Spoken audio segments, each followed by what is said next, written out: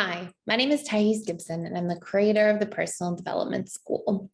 This is your daily breakthrough video, and in this video, I'm going to talk to you a little bit about some of the biggest challenges to stay tuned for and keep your eyes out for the dismissive avoidant, fearful avoidant relationship.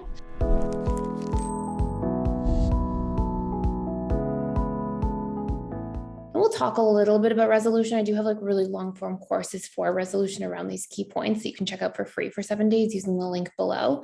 And I also have other videos on this channel that talk about some of these key points, like in terms of actioning out strategies.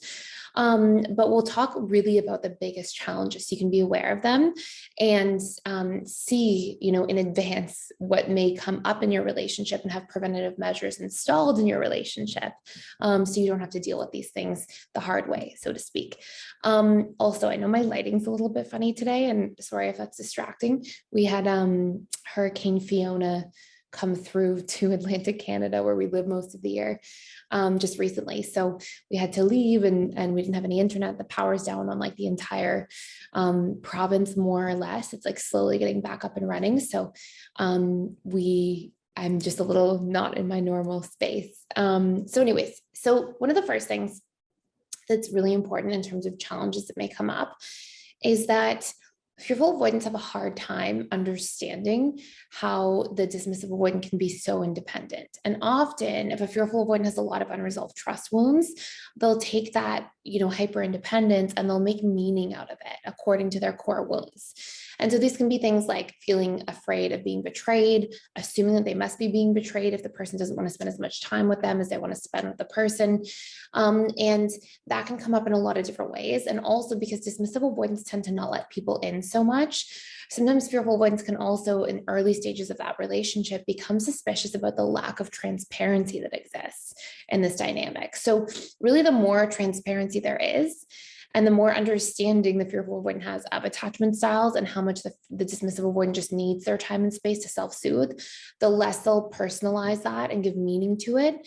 And the more dismissive avoidants can kind of communicate from a place of transparency and work on being more vulnerable and sharing their inner world. Both parties taking accountability for each side there will really help to mitigate some of these potential challenges. So that's number one. Number two, fearful avoidants can have abandonment fears that come out stronger with more dismissive avoidant attachment styles early on, specifically in like the honeymoon stage, power struggle stage. And it's because fearful avoidants do have that anxious side. So whatever's unresolved in terms of that anxious side wounds, whenever you're with somebody who has an opposing attachment style, you're going to polarize away from what that person is. So for example, a fearful avoidant with a dismissive avoidant, the FA is going to be more in their anxious selves. Whereas a fearful avoidant with an anxious preoccupied, the fearful avoidant will go more into their avoidant version of themselves. And so you'll see these dynamics sort of coming up. And the fearful avoidant, because they don't like that vulnerability of being afraid of getting abandoned, will also sometimes like rebel against their own fears, right? They think they're rebelling against the dismissive avoidant, but it can actually be that they're rebelling against their own fears. So what that really looks like is fearful avoidants can fear that abandonment and then try to push the dismissive avoidant further away, sort of when they reach this tipping point of being sick of feeling that way. So they can be sick of feeling afraid and vulnerable. And then they'll be like, okay, so, I'm just going to go cold, or I'm just going to push this person away, or this relationship shouldn't matter to me. And they can kind of go into that rebellious mode against those feelings. Because fearful avoidance, similar to dismissive avoidance, don't really love that level of vulnerability. And again, like all of these things can be solved and healed through appropriate communication of needs, of boundaries, of fears, of what each party needs to move through their fears, of understanding that each party needs to make the relationship function. Like all of these things are solvable problems. But when people don't know about attachment theory, they don't know about what their core wounds are from an integrated attachment theory perspective, then it can be really limiting. And we usually see like the worst case scenario expression of these pain points in relationships take place. Like people just reacting to their own stories, reacting to their own fears without like consciously recognizing that these things are here, and then having conversations to move through those things collectively in a relationship. Fearful avoidants as well can feel very frustrated and sometimes rebellious when they feel unseen, unheard, unimportant, or not prioritized. And this can make them sometimes go into like a mode of, again, pushing the dismissive avoidant partner away. Usually what you'll see is they'll spend time in their anxious side. And when they really get sick of being in that anxious side, you'll generally see that dismissive avoidants are more pervasively shut down. But when fearful avoidants are triggered enough to shut down, they will shut down more in extremes than the dismissive avoidant, often for shorter periods of time, but they'll actively try to push the person away rather than just be shut down to the person. And those will be some of the big differences between DA and FA shutdowns. So these are some of the big challenges to pay attention to on that side.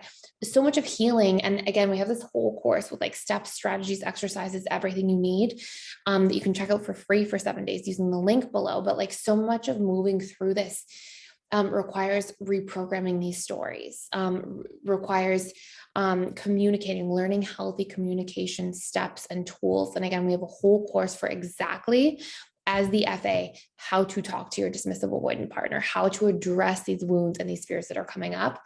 But through communication, through core wound reprogramming, and through like really setting out boundaries and needs and practicing vulnerability, a lot of these things can be changed and transformed, which not only has the potential to save and heal the relationship dynamic, but also has the potential to help both parties on a route to doing this become securely attached. Because in doing these things with each other, you are literally reprogramming and reconditioning the relationship dynamic to be one of a secure attachment.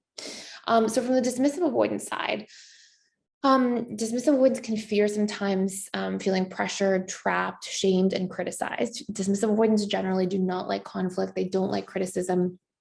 It really reaches like deep down for a dismissive avoidant to feel that they are, being criticized, because they tend to make it mean, oh, like I'm defective at my core. I can't do relationships. Something's wrong with me. Like they've got really painful wounds that get tapped into there that come from their attachment trauma and upbringing.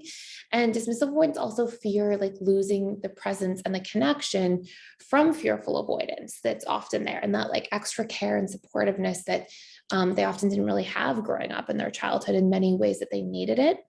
And dismissive avoidants, they get afraid of like being consumed by an emotional roller coaster.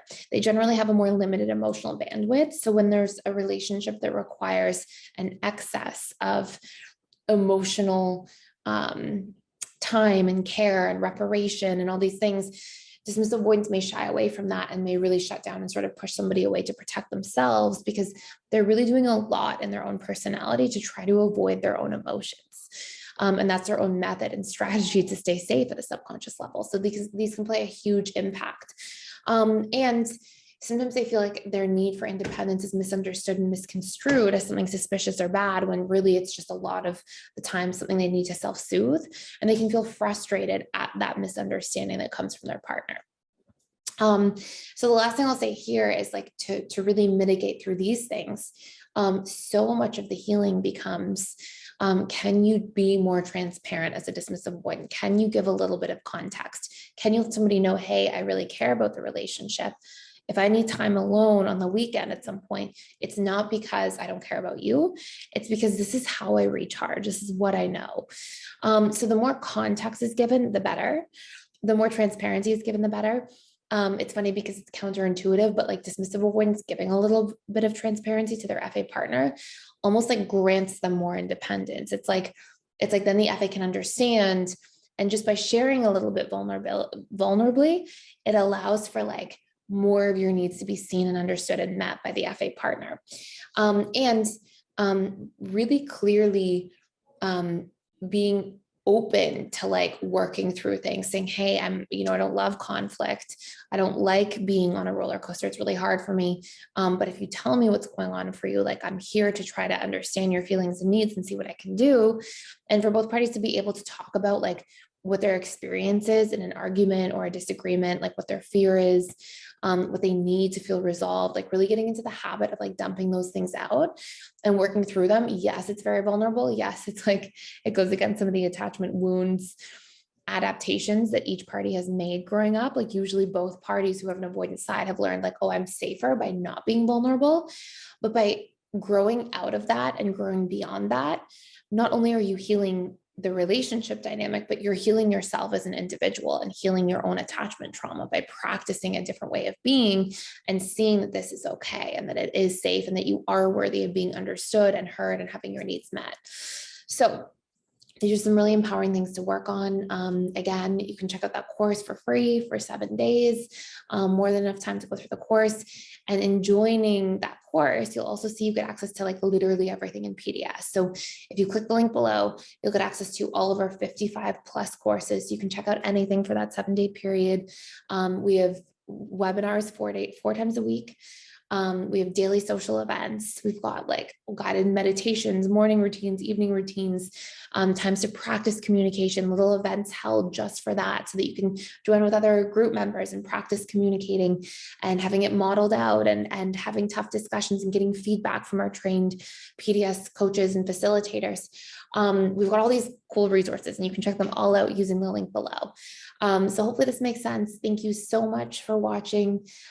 Please like, share, and subscribe to this channel if it is giving you value, and I will see you in the next video.